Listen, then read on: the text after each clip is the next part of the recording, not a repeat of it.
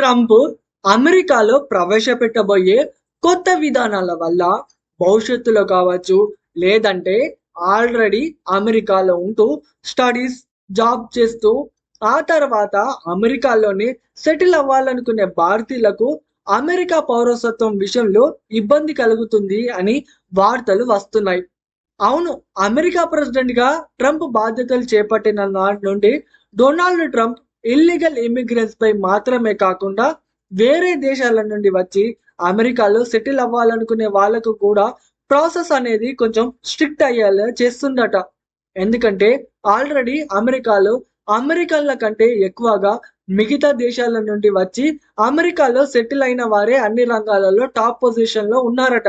ఇక మన ఇండియన్స్ గురించి స్పెసిఫిక్ గా చెప్పాల్సిన పనే లేదు. మన ఇండియన్స్ ఎక్కడికి పోయినా టాప్ పొజిషన్ లోనే ఉంటారు. ఇప్పుడు అమెరికా FBI చీఫ్ కూడా మన ఇండియన్ ఆరిజినే.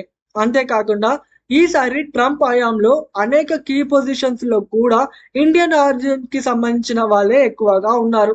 అఫ్ కోర్స్ ఇప్పుడు అమెరికా అనేక రంగాలలో ఇంతగా అభివృద్ధి చెందిందంటే ఎన్నో లక్షల మంది మన భారతీయుల కృషి కూడా ఉంది.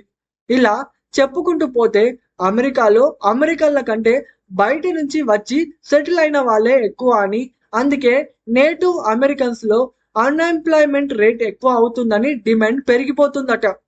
యాక్చువల్లీ ట్రంప్ అంతకుముందు ఫస్ట్ టర్మ్ లో కావచ్చు, ఇప్పుడు అధికారంలోకి వచ్చిన సెకండ్ టర్మ్ ముందు కావచ్చు, ఈ సమస్యకు ఒక పరిష్కారం చూపిస్తా అని అమెరికన్లకు హామీ ఇచ్చిండు. అదే పనిలో భాగంగా అధికారం చేపట్టిన నాటి నుండి ఇల్లీగల్ ఇమిగ్రెంట్స్ ను అమెరికా నుంచి తరిమి కొట్టడం మొదలు పెట్టాడు. ఆ తర్వాత అమెరికన్ బాండ్ సిటిజన్షిప్ అంటే ఎవరైతే అమెరికా దేశంలో పుడతారో వాళ్లకు డైరెక్ట్ గా అమెరికన్ సిటిజన్షిప్ వచ్చేది. ఇప్పుడు దాన్ని ట్రంప్ తీసేసిండు. ఇప్పుడేమో వేరే దేశాల నుండి అమెరికాకు స్టడీస్ అండ్ జాబ్ పర్పస్ కోసం వచ్చి ఫ్యూచర్ లో అమెరికాలో సెటిల్ అవ్వాలనుకునే వాళ్లకు సిటిజన్షిప్ ఇవ్వడం అనేది కొంచెం స్ట్రిక్ట్ ప్రాసెస్ అవుతుంది అంటున్నారు. కానీ గోల్డెన్ కార్డ్ అనే కాన్సెప్ట్ తో ఎవరైతే $5 మిలియన్ పే చేస్తారో వాళ్లకు గోల్డెన్ కార్డ్స్ ఇస్తామని ట్రంప్ అనౌన్స్ చేసిండు. గోల్డెన్ కార్డ్స్ అనేవి గ్రీన్ కార్డ్ కి ప్రీమియం వర్షన్ లాంటిది అని ట్రంప్ అంటుండు. కాకపోతే గ్రీన్ కార్డ్స్ ఇష్యూ చేయడం ఆపేస్తామని గాని, గ్రీన్ కార్డ్స్ ఇవ్వాలంటే ఈ కండిషన్స్ అని కొత్తగా ఎలాంటివి ట్రంప్ అనౌన్స్ చేయలేదు.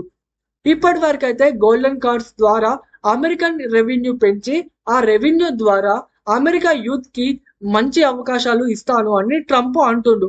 సో ఫైనల్ గా నాకు అనిపిస్తుంది ఏంటంటే మన ఇండియన్స్ లాంటి టాలెంటెడ్ అండ్ స్కిల్డ్ ఎంప్లాయీస్ ని అమెరికా వదులుకోరు. ఫ్యూచర్ లో కూడా ఇంకా ఇండియా నుంచి అమెరికాకు పోయి సెటిల్ అవ్వాలనుకునే వాళ్ళ పర్సంటేజ్ పెరిగినా గానీ వాళ్ళలోంచి టాలెంటెడ్ అండ్ స్కిల్డ్ పర్సన్స్ ని అమెరికా ఏరికోరి తీసుకొని మంచి అవకాశాలు కల్పిస్తుందని నాకు అనిపిస్తుంది. ఈ విషయంపై మీరేమి అనుకుంటున్నారో కామెంట్ చేయండి.